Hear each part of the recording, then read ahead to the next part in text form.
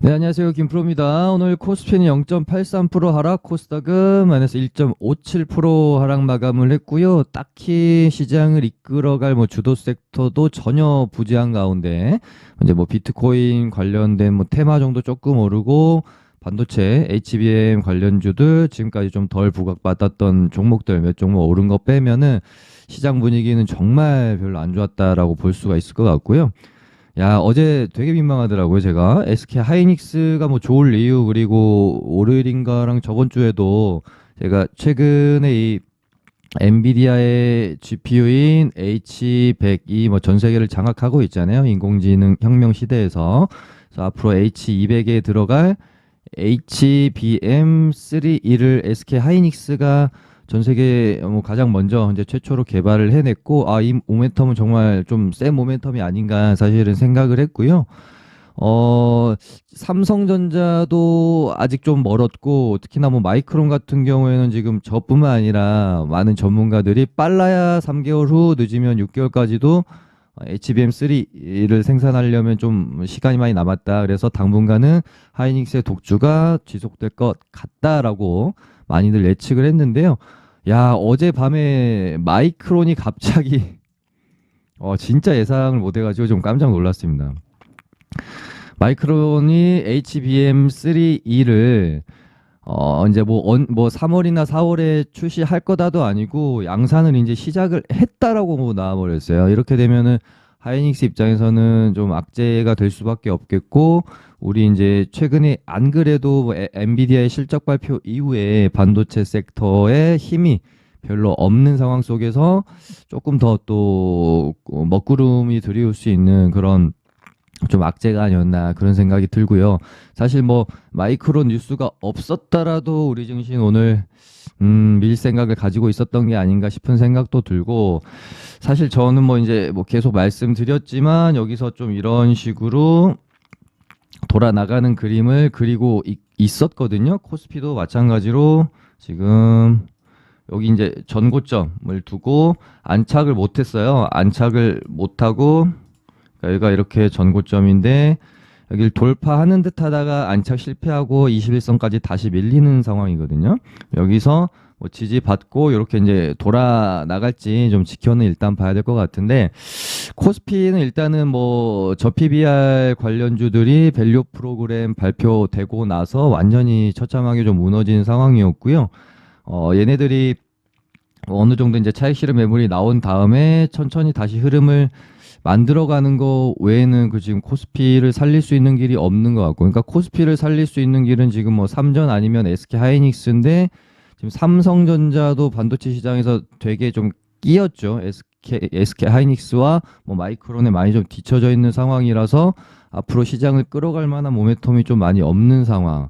거기다가 그나마 SK 하이닉스가 HBM3 양산을 이제 전 세계에서 가장 먼저 출시할 것으로 보여지면서 엔비디아와 이제 TSMC와 SK 하이닉스의 이 인공지능 혁명 시대에 AI 시대에 삼각 동맹을 굳건히 하면서 좋을 것으로 봤는데, 마이크론이 또 HBM3E를 SK 하이닉스보다 먼저 양산을 하겠다라는 뉴스가 또 나온 상황. 이러다 보니까 코스피도 지금 시장을 끌어갈 만한 마땅한 주도 종목 혹은 섹터가 없는 상황이고, 그러니까 시장이 여기서 이렇게 가려면 주도 시장을 이끌어가는 주도 섹터와 종목이 존재를 해야 되는 거잖아요. 근데 코스닥을 생각하면 사실은 조금 더 암울합니다. 그나마 그러니까 2차 전지는 에코프로 BM과 에코프로가 차지하는 시가총액이 너무 크다 보니까 얘네는 하락만 하지 말고 그래도 그냥 잘 버텨주면, 최근에 반도체 주도 섹터 애들이 좀 좋았기 때문에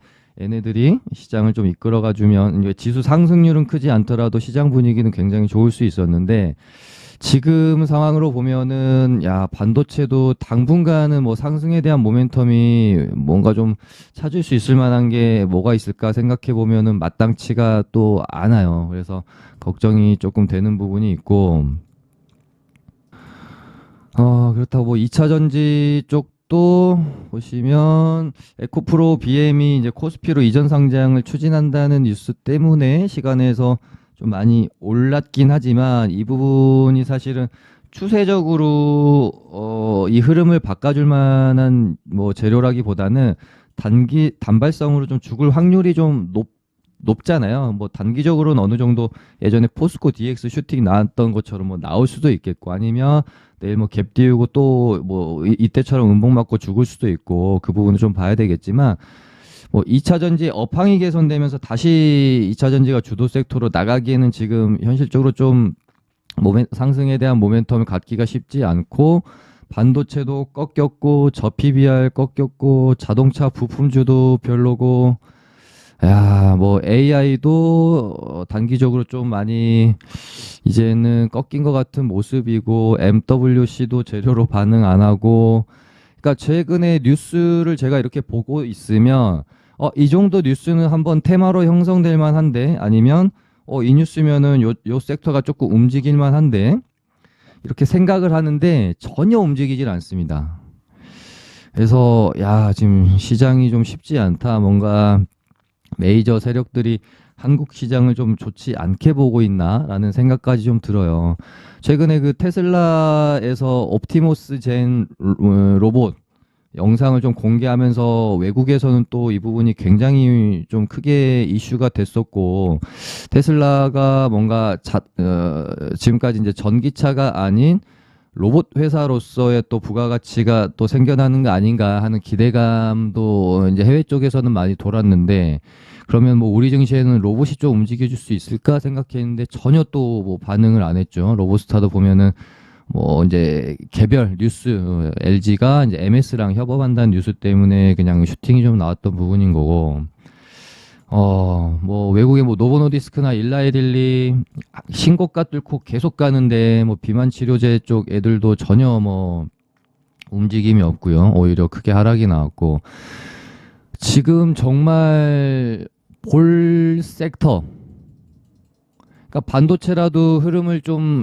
견조하게 유지를 해줬다라고 하면은 계속 반도체 AI 보시면 된다라고 제가 말씀을 드리려고 했는데, 오늘 시장이 좀 무너지면서 저도 단기적으로 뭔가 좀 뷰를 달리해야 되나라는 고민에 조금 지금 빠지는 순간입니다. 물론 아직까지는 아니지만 뭐 제 개인적으로 마지노선은 코스피의 21선이고요. 코스닥은 여기 뭐 한 121선 정도 될 것 같은데, 코스닥 여기를 깬다 혹은 코스피가 21선을 깨고 떨어진다라고 하면은 지금까지 긍정적으로 계속 좀 유지를 해왔던 시장에 대한 관점을 바꿔야 되나라는 고민에 좀 빠질지도 모르겠다라는 생각이 좀 듭니다. 아무튼 뭐 계속 말씀드리는 것처럼 뭐든 가야 되잖아요.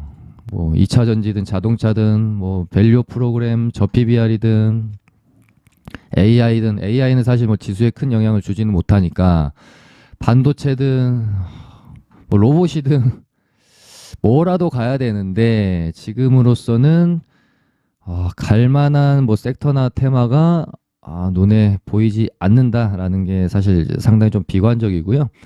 거기다가 더 걱정되는 부분은 뭐냐면, 뭐 에코프로 BM은 코스피 뭐 이전한다라고 치고, 뭐 내일 좀 반등 나오고 뭐 한다라고 치죠, 에코프로 애들은.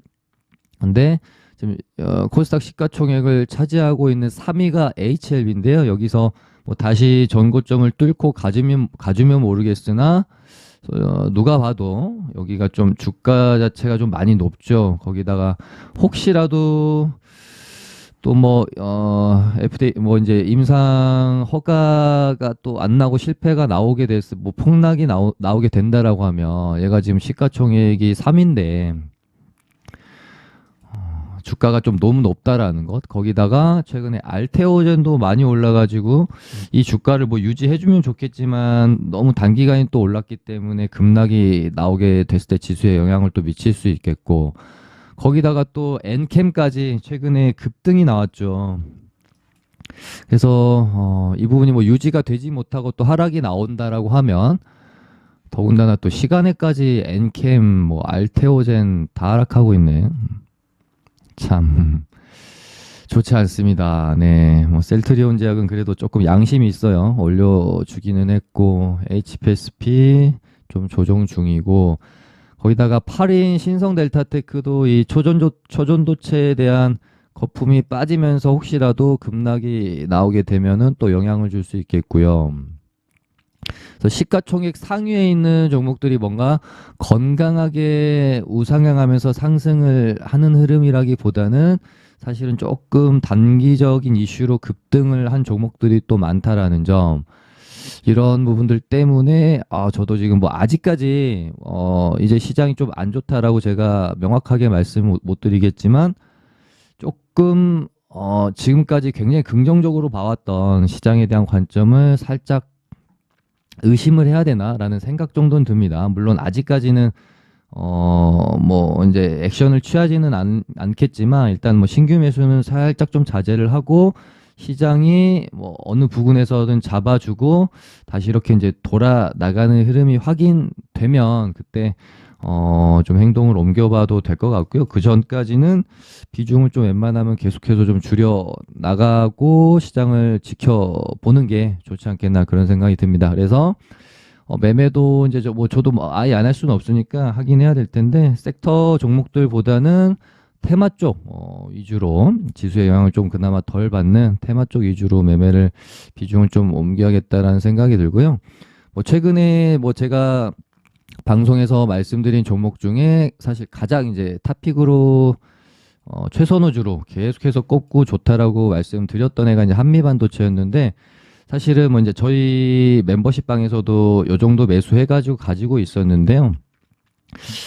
유일하게 지금 반도체 종목 중에 추세와 흐름이 좋죠. 근데 오늘 시장 분위기가 좀 너무 안 좋아서, 그러니까 반도체가 전체 다 같이 가고 있으면은 여기 뚫으면 또 신고가잖아요. 그래서 홀딩을 해보려고 했는데 일단은 한미 반도체는 하차를 하였습니다. 그래서 어떻게 갈지 좀 지켜봐야 되겠네요.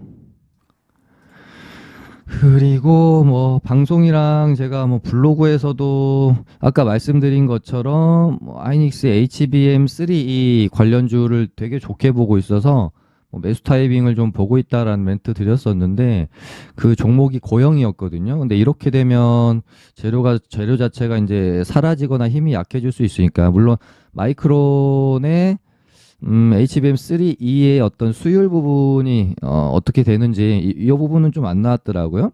하이닉스의 HBM3 수율이 현재 한 50% 정도 되고 앞으로 한 55% 정도까지 늘릴 것으로 이제 보고 있는데 마이크론이 이제 하이닉스랑 삼성전자보다 전력이 한 30% 이제 덜 든다라고 어제 되게 이제 홍보하듯이 이렇게 했는데 수율 부분은 일단은 이야기가 좀 안 나왔습니다.